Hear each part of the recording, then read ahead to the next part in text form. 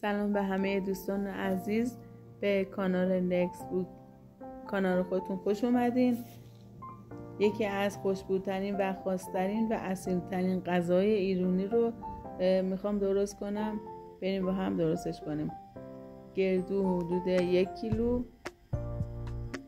4 قاشق شکر، 2 عدد پیاز، زعفرون، ربع انار ملس، فلفل سیاه، نمک، گوشتم گوسفندی حدود 300 گرم. این غذا ایزان برای 4-5 نفر من درست کردم، میتونین شما کم و زیادش کنین. پیاز و پوست بگیریم، بشوریم، بعد نگینی، بعد در روغن خیلی کم باید تفت بدیم. روغن زیاد نزنیم چون گردو که موقع تفت میدیم خودش روغن پس میده، خیلی چرب نشه مثل سنجونتون. فسنجونی که از غذایی که قشنگترین خاطرهای پاییز و زمستون رو باعث مونده میشه.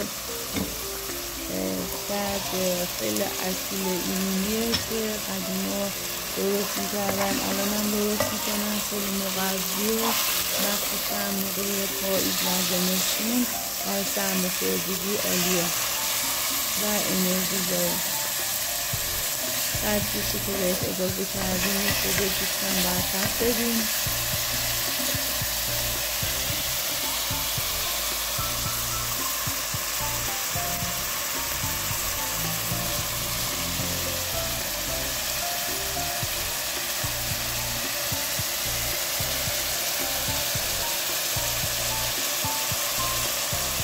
حتما درست کنیم، عالی و خوشمزه و کنار عزیزانتون نوشیدن کنید. اینجا گردویی که حدود 1 کیلوه. بعد من خورد کردم، شکوندم، بعد خورد میکنم. زیاد نباید خورد کنین، در حدی که یکم درشت باشه خیلی بهتره موقع خوردنش.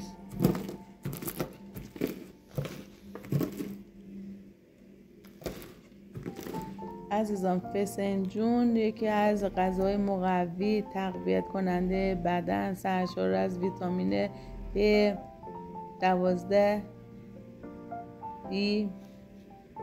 آنتی اکسیدان داره، برای قلب و گردش خون هم خیلی مفیده.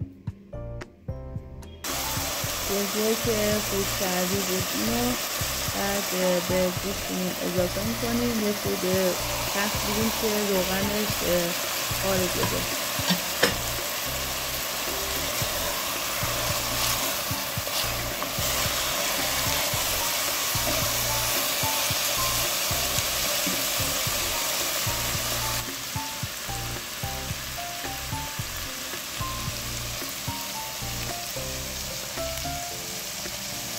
و ممنون که وقت گذاشتین و کانال منو نگاه میکنین و حمایت.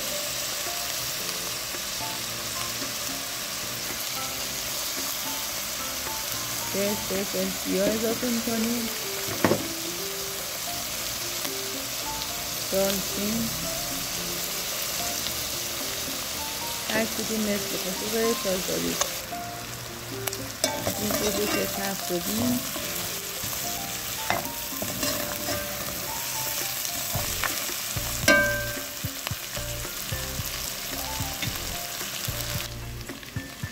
بعد ربع انار رو باید بهش اضافه کنیم. ربع انارتون باید ملس باشه، اگه خیلی ترش باشه باز از شکر بیشتر باید اضافه کنیم.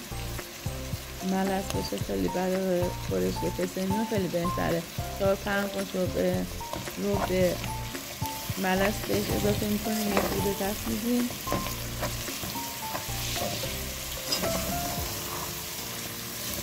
فسنجون برای مو خوبه، گردش خون خوبه، فسفر داره، کلسیم داره، آهن داره و دالچینش داخل خورش باعث میشه که برای سلامتی قلب و عروقه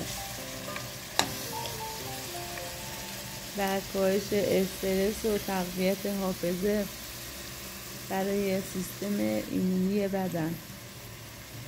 حتما درست کنید عزیزان و نوشیدن کنید. اینجا زعفران داشتیم که بهش اضافه میکنیم.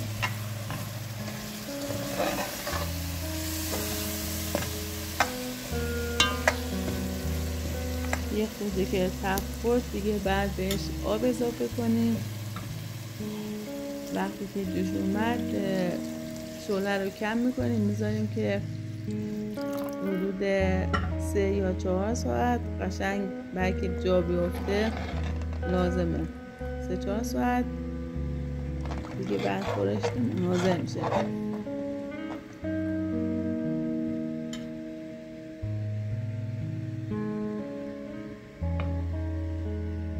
درش میذاریم که شعله رو کم میکنیم که بده پخته بشه.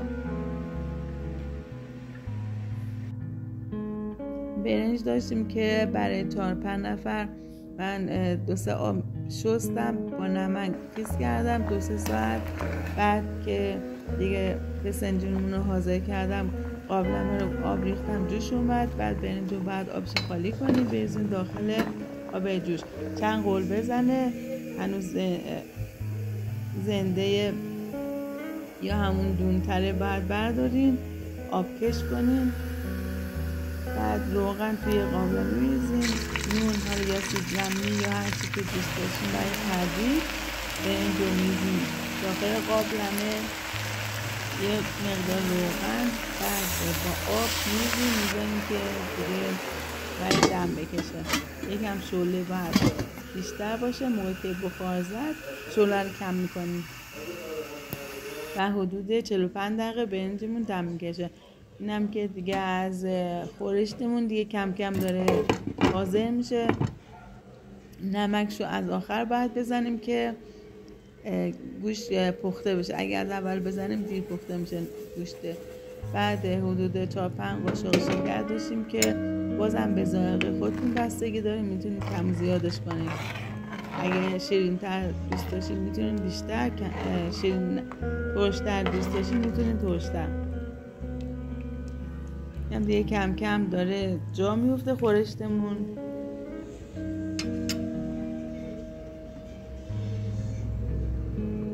اگه خورشت فسنجون رو قشنگ تنظیم ملسیشو دقت کنیم و خوب در بیاد همه عاشقش میشن. ولی اگه ترش یا خیلی شیرین باشه طعمش زیاد جالب نیست.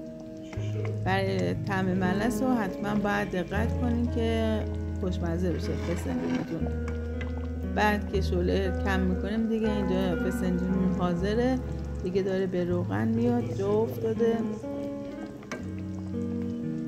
یه دوشم که گفتم درشتر، برای که موقعی که کشیدن یا موقع خوردن یکم درشتر باشه خیلی بهتره. نیم مجلسی تره.